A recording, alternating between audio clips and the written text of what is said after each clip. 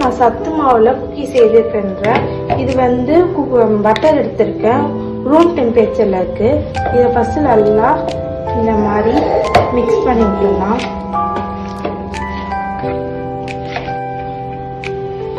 Sugar எடுத்திருக்கேன், சுகரை போட்டுக்கலாம்.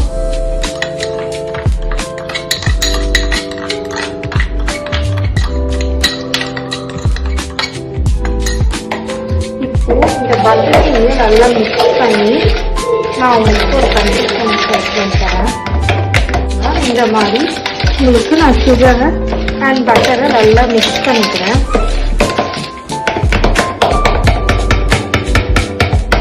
நல்லா மிக்ஸ் பண்ணதுக்கப்புறமா நான் சத்து மாவு எடுத்திருக்கேன்.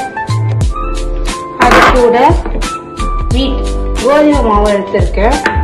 அது கூட பேக்கிங் பவுடர், இது எல்லாத்தையும் சேர்த்து நல்லா ஒரு மிக்ஸ் கொடுத்துக்கலாம்.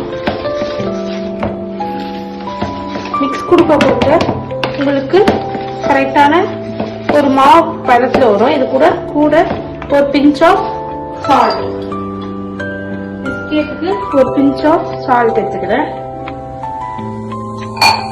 இது எல்லாத்தையும் நல்லா மிக்ஸ் பண்ணிக்கலாம்.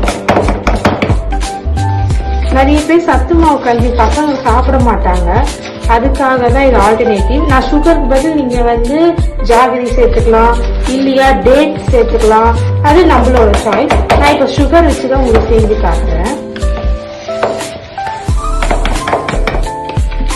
இப்போ இந்த அளவுக்கு வந்ததுக்கு அப்புறமா ஒரு மில்க் எடுத்திருக்கேன். ஃபர்ஸ்ட் கொஞ்சம் கொஞ்சமா ஆட் பண்ணி உங்களுக்கு மாவு கன்சிஸ்டன்சி வர அளவுக்கு நல்லா. பசங்களுக்கு ஹெல்த்தியாகவும் கொடுக்கலாம். வீட்டில் இருக்கிற ஹெல்த்தி நார்மல் பிஸ்கெட், மைதா மாவு, கோதுமை மாவு பிஸ்கெட்டை கொடுக்கறத விட இதில் நம்ம வந்து சத்து மாவு தான் அதிகமாக போகும். நம்மளுக்கு இந்த பிஸ்கெட் இது வரதுக்காக தான் வீட் கொஞ்சம் மிக்ஸ் பண்ணி போடுறோம். அதனால வீட் கம்மியாக இருக்கும். நம்ம ஹெல்த்தி மிக்ஸ் வந்து கொஞ்சம் அதிகமாக இருக்கிற மாதிரி இருக்கும். பசங்க சாப்பிட்டாலும் நம்மளுக்கு நல்லா ஹெல்த்தியாக நம்ம கொடுத்த ஃபீலிங் நம்மளுக்கு வரும்.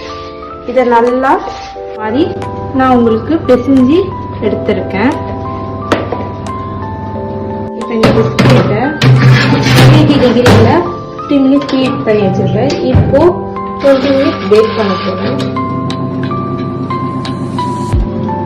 உங்களுக்கும் இந்த மாதிரி பிஸ்கெட் செய்யணும்னு உங்களுக்கு எதுவும்னா கமெண்ட்ல சொல்லுங்க. நான் ஃபுல் மெஷர்மெண்ட்டோட ஒரு வீடியோ யூடியூப்ல போடுறேன்.